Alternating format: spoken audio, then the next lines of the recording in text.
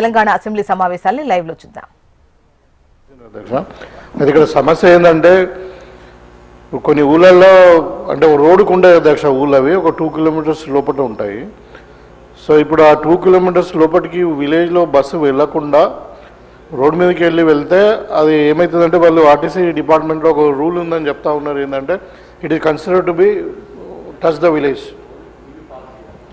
అయితే దాంట్లో ఏంటంటే వాళ్ళు ఇప్పుడు నైట్లో స్పెషల్గా రోడ్డు మీద దించిపోతే 2 కిలోమీటర్స్ వరకు వాళ్ళకి అక్కడ ఏమీ దొరకకుండా స్పెషల్లీ మహిళలకు ఇబ్బంది అవుతుంది అధ్యక్ష. అది చాలా గ్రామాలు ఉన్నాయి మా దగ్గర, ఒక పర్టికులర్ ఒకటని చెప్పలేను, దగ్గర ఒక 20 నుండి 30 గ్రామాలు ఉంటాయి.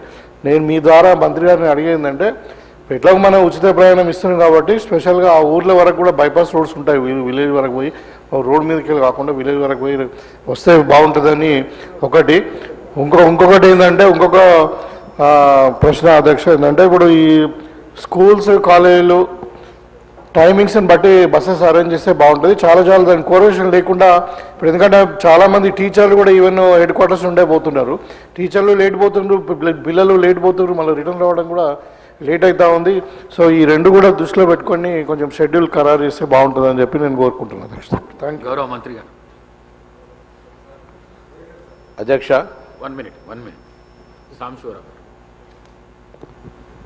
సార్, ఆర్టీసీకి సంబంధించి విద్యుత్ బస్సులు ప్రవేశీకరణకు సంబంధించి చర్చ జరుగుతూ ఉంది. ప్రశ్న, ఈ సందర్భంగా ఆర్టీసీ కార్మికులు తీవ్రమైనటువంటి మనోవేదనకు గురై ఉన్నారు.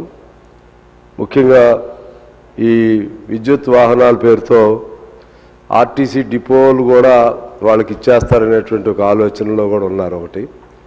రెండోది, ఆ మధ్య వాళ్ళు ఒక సమ్మెకు పిలిపిస్తే ప్రభాకర్ గారు నేను చొరవ చేసి ఆ సమ్మెను జాయింట్ కమిటీగా ఏర్పాటు అయ్యి వాళ్ళ సమస్యలపైన సమ్మెకు పిలిపించారు అధ్యక్ష.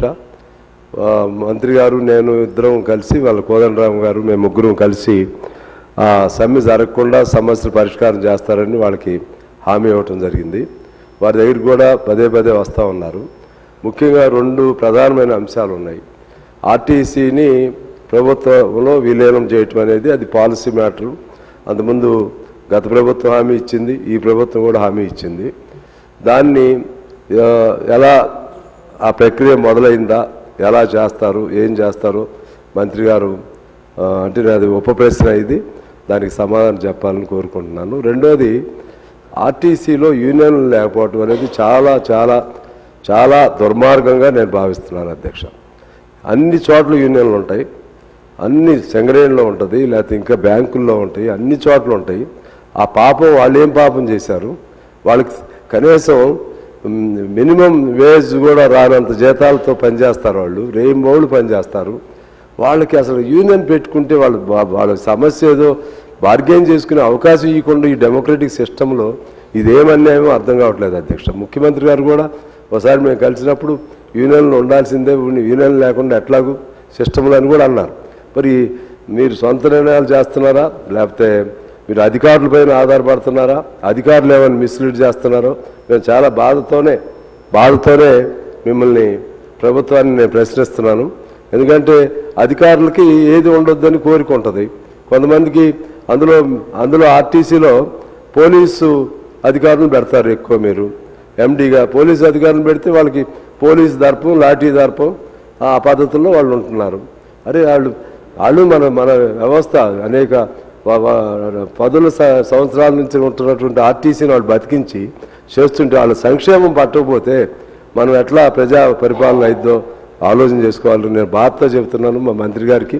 అలాగే మా ఉప ముఖ్యమంత్రి గారు కూడా ఉన్నారు, అలాగే ముఖ్యమంత్రి గారి దృష్టికి కూడా తీసుకెళ్ళాలి ఈ సమస్యను. ఎందుకంటే వాళ్ళ కోసం నేను 6 రోజులు అప్పట్లో కేసీఆర్ గారి ప్రభుత్వంలో 6 రోజులు నిరాదీక్ష చేశాను అధ్యక్ష. మా శ్రీనివాసరెడ్డి అని మా ఖమ్మంలో మా కళ్ళ ముందే చనిపోయాడు అధ్యక్ష. ఆర్టీసీ సమస్యలపైన చాలా ఇబ్బందులు ఉన్నారు వాళ్ళు. దయచేసి దానికి ఏదైనా పరిష్కారం చేయాలని మీ ద్వారా ప్రభుత్వాన్ని కోరుకుంటున్నాను.